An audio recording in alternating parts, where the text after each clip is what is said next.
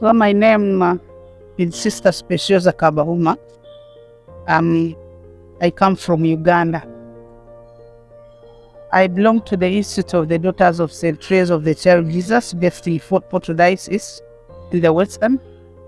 And I work with the Association of the Religious in Uganda, ARU. I'm the outgoing Assistant Secretary General.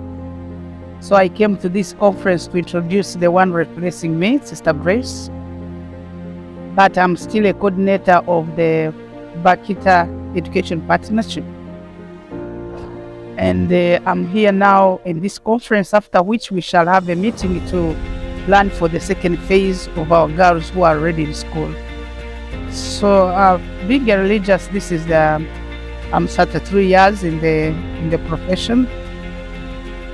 And in all those years, I've been working as a social worker in leadership positions, working with Justice and Peace Commission with the Bishops' Conference for 13 years. And now I have worked with the Association of Religious in Uganda for 5 years. And I was a superior of my institute for 6 years. I had one sabbatical year. And right now I'm working with the girls. At the same time, I'm in another ministry of coordinating the development endeavors of our institute. Yeah, we came to this conference especially to listen to the stories of the girls, because we believe we cannot make change without them. And we need to capture their voices in the plans we are making for the way forward, because they are the people with the experience on the ground. And also bringing them on board means that we are doing some holistic kind of planning to ensure that nothing is left behind, so that they own the process themselves. And as we go on also, they will feel that they are part of the process. So we are here also to listen to other stakeholders who have come on board, and also to share good practices in the different endeavors they are taking, especially in terms of the education for the girl child. So we see all these are resources. Thank you. Yes, the 2 years we have run this program now, we have a lot to share, especially like in Uganda. We are running 15 schools where we have these girls. And at first, of course, we have begun it like a pilot program to see what works well. And these 15 schools were selected in different parts of the country which had the highest numbers of pregnancies after COVID, the number of impact of COVID on the girl child. And when the schools began, many girls didn't come back. So the initiative with the Jesuit congregation, we came up to partner together to make sure we address this issue. And these 15 schools, each school had 20 girls. We started with senior 3 and senior 4, so that they may at least finish senior 3 and senior 4. And now that we have had the first group finish senior 4, that's why we are coming for the second phase to see what next with this one, because it was a surprise to us that they did very well. Yeah, like in Uganda, we start 141 students, 15 passed in Division 1, 28 in Division 2, I think around 44 in Division 3, so others in Division 4, but all of them, you see, they are eligible to continue. And for that case, we have also introduced the skilling program for those who may not continue with the advanced level. And in the skilling program, we have so far graduated 44 students. Most of them have already gained even employment. Others are self-employed, and we are happy. And already they are trying to do self-sustaining, and they are excited about it. And now that we are going to plan again, this is what we want to see continue. And in giving them school fees, we are not giving them everything because we don't want to make them lame people. So what we are doing is that in some schools, they are given a piece of land, they do agriculture, and they do this kitchen gardening. So they grow greens, vegetables, like onions, pumpkins, they grow cabbages, all types of greens. So these greens are the policy we have is that they are bought by the school kitchen. So they don't go to the market, they buy this green, they give the money to the girls.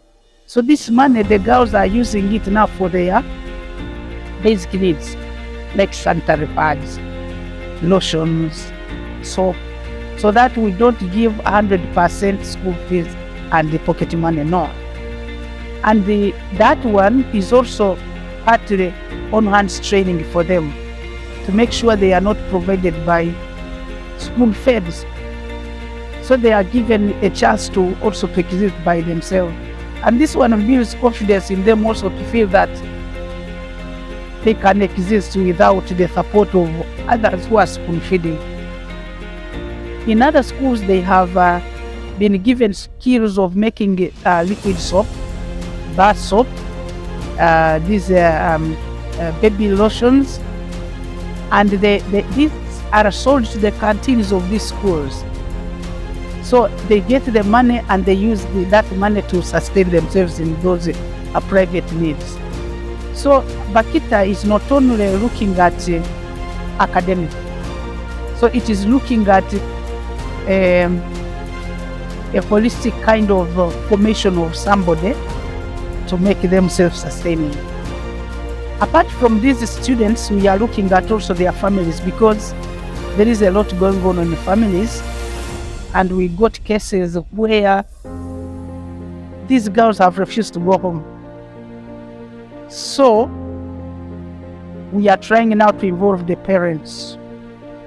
We are trying to involve the parents because some parents are abusive, because also they have a background that we need to understand. And this is giving a lot on our pastoral ministries.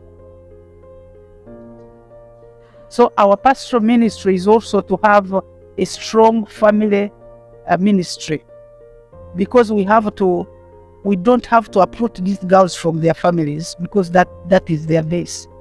So instead, we want to make the family also friendly to the child and bridge these relationships. So that's why Bakhita is going even towards the family to involve them. And it is working because the parents feel respected, or the guardians, and also in the process, there is a lot of reconciliation going on. The child and the parents or the guardians who may have mistreated this girl. That is one. Then secondly, we have girls that got pregnant and were chased out of their families. And they left those children with relatives or friends to come to school. So we are trying to bring those also on board, again to reconcile with the family, to say this is not a crime, and in the future they may be happy even with these kids. So there is a lot of underground ministry that we are doing to support Bakhita to succeed. So for that case also, we are involving a lot of counseling and guidance in the school for psychosocial support for these girls, because they are a special group. They have a lot of problems. So that one, we have encouraged these schools not to have a chaplain, but to have a chaplainess. A chaplainess, which is a group of people working with the priest, because when the three-woman teacher identifies the issue, some of them are beyond her. They are more in the spiritual world, because some of them are going through a lot of African chemistry. I don't know how to call it. So there is need for exorcism. There is need for helping them spiritual support to come out of that mental kind of orientation. So that is beyond the senior woman teacher and even a counselor. So we bring in the chaplain.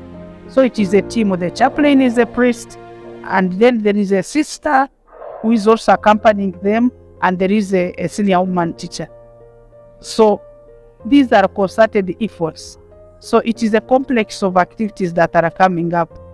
We touch here, another activity comes up. We touch here. So we are trying to help them holistically. It's not an easy work, but we are trying, and with God we are succeeding. So far we are seeing the success stories. The girls are happy. The families are happy. Some are already uniting. We have united them with the families. And we see girls also starting to become independent, self-sustaining. And the future we see, now that we are going to plan for the second phase, we want to see those who have done well, if they could continue to university, where you can't make a decision when you want it. So the financing is a challenge. Yes. So for the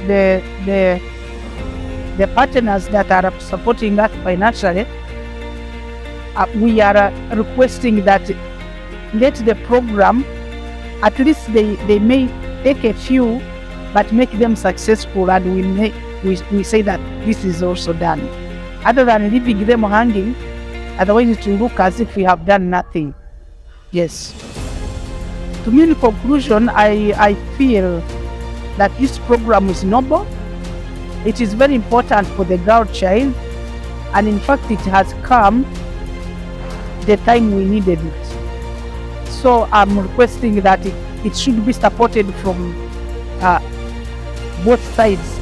We who are implementing it, the teachers, the parents, and the donors who are supporting us financially, to lobby for us and get even more funding so that we expand. 15 schools in the country are very few, and 300 children in school. Now I have 445. They are very few. So if we could expand on the schools, expand on the numbers, and also increase the years they are spending in school so that they finish university, that would be okay. And also the donors will be happy that they have completed what they started, other than leaving it hanging. So that's what I can say, but we are very appreciative to the Jesuit community we are working with, and above all, Hilton Foundation, which is funding us. Thank you so much.